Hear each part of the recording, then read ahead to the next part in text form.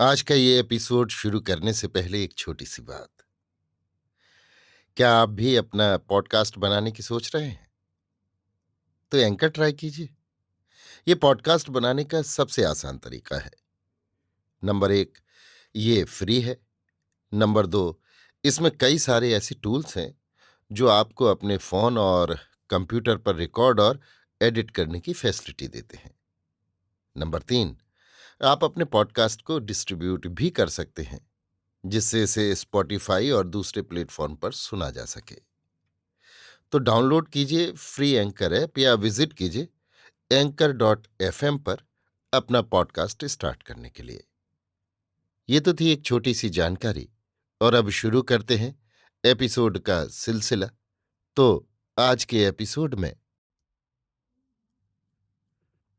लीजिए सुनिए आचार्य चतुर्सेन शास्त्री के लिखे उपन्यास वयम रक्षा माह का 73वां भाग, सुभद्र वट, मेरी यानी समीर गोस्वामी की आवाज में। धनुषकोटि के निकट समुद्र तीर से कुछ हटकर एक रमणीय वन था। वन में एक निर्मल सरोवर था। सरोवर के तट पर एक विराट सुभद्र वट था। इस सुभद्र वट की 400 शाखाएं थीं तथा इसका विस्तार 7 योजन भूमि पर था। ये वट बहुत प्राचीन था। प्रसिद्ध था कि इसी के नीचे बालखिल्य ऋषियों ने तप किया था।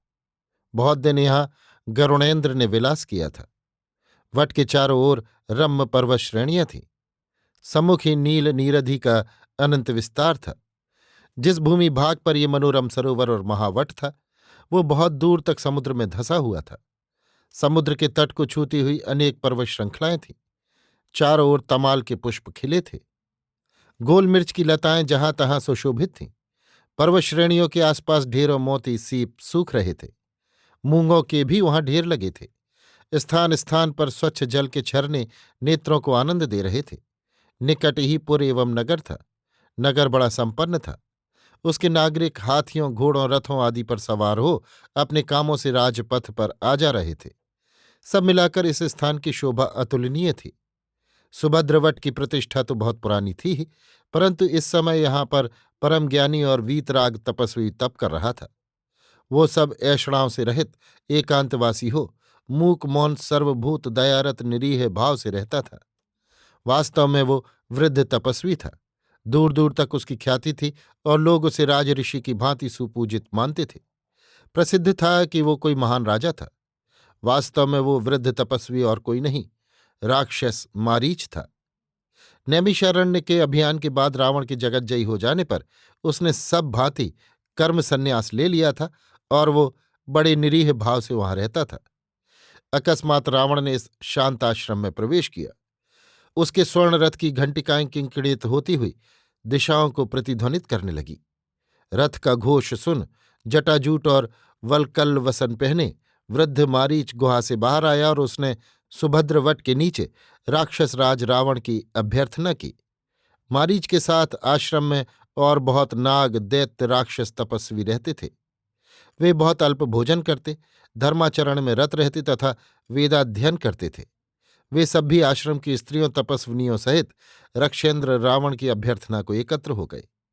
मारीच ने अपने साथी तपस्वी राक्षसों और वेद पाठी दैत्यों नाग कुमारों के साथ रावण की भारी अभ्यर्थना की। अलौकिक भोग सामग्रियों द्वारा राजा का विधिवत पूजन किया, अन्न जल से सत्कार किया। फिर मारीच ने स्वस्थ होने पर पूछा, हे राक्षस राज, लंका में कुशल तो है? यहाँ किस अभिप्राय से आना हुआ? क्या मुझ अकिंचन दास से कुछ प्रयोजन आ उपस्थित हुआ? वो सब विस्तार से कहिए। रावण ने चतुराई से मारीच की प्रशंसा करते हुए कहा, तात मारीच, मैं तुमसे क्या कहूं। मैं इस समय अत्यंत दुखी हूं। तुम्हें ज्ञात है, जनस्थान में खर, दूषण और तृष्णा के साथ शूर्पणखा हमारी बहन रहती थी। वहां कोई बहिष्कृत मानव दाशरथी राम अपनी भार्या और भाई सहित आया है। उसने मेरे सब राक्षसों का खर दूषण सहित वध कर डाला तथा शूर्पणखा का अंग भंग कर उसे विरूप कर दिया है। ये वही दाशरथी राम प्रतीत होता है जिसे मैंने जनकपुर में देखा था। उसी ने तुम्हें नैमिषारण्य से वंचित किया। तुम्हारा भी वो चिरशत्रु है। अब सुना है कि उसके पिता ने उसे पत्नी सहित अपने राज्य से निकाल बाहर किया है। इससे अब वो विपन्न और असहाय है, पर उसने मेरी सेना का संहार किया है। उसने पुरुष मर्यादा के विपरीत कामाभिलाषिणी शूर्पणखा का अंग भंग करके उसे अपरूप कर दिया है। इसलिए मैं भी बदला लेने के विचार से उसकी देवबाला सी सुरूपा सुलक्षणा स्त्री को चुपचाप चुरा ले जाने का मनोरथ करके निकला हूं।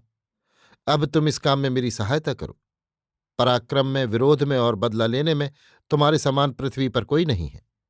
तुम्हारे अकेले के पास रहने पर मैं देव गंधर्व किसी को कुछ नहीं गिनता। तुम बुद्धिमान भी हो, नाना प्रकार के उपाय सोचने में तुम्हें भला कौन पा सकता है। इसलिए तात मारीच, मैं तुम्हारे पास आया हूं। मैंने एक उत्तम योजना बनाई है कि तुम स्वर्ण मृग का रूप धारण कर उस हतभाग्य तपस्वी की स्त्री की दृष्टि में आओ। वो जरूर ही अपने पति से मृग को पकड़ लाने को कहेगी। बस दोनों भाई मृग का पीछा करेंगे। उन्हें तुम भटकाकर जरा दूर ले जाना। इसी बीच में अवसर पाकर उस स्त्री को चुरा कर चल दूंगा। फिर तो दाशरथी राम उसके वियोग में दुखी होकर दुर्बल हो जाएगा। तब मैं सहज ही उसे मार डालूंगा। रावण की इन बातों को सुनकर वृद्ध मारीच भयभीत हो रावण के मुख की ओर ताकने लगा। उसका कंठ सूख गया, उसके मुंह से बात न निकली। फिर उसने नम्रतापूर्वक रावण से कहा, हे रक्षेंद्र, अभी आपने उस राम को पहचाना नहीं है, तभी आप ऐसा कहते हैं। संसार में प्रिय वचन बोलने वाले बहुत हैं, परंतु अप्रिय सत्य बोलने वाले विरले ही होते हैं। खेद है कि आप ऐसे तेजस्वी राजा होकर भी गुप्तचर नहीं रखते। आप स्वयं चंचल और अस्थिर चित्त भी हैं। इसी से राम के विक्रम से बेखबर हैं। इसी से ये दुर्बुद्धि आपको सूझी है। कहीं जनक नंदिनी सीता आपके लिए काल होकर तो नहीं जन्मी है, जो आपने ऐसा विचार किया। निश्चय जानिए कि यदि आपने ऐसा किया तो आपकी लंकापुरी, जो स्वर्ण धन और वैभव में अमरावती से बढ़ चढ़कर है, मिट्टी में मिल जाएगी।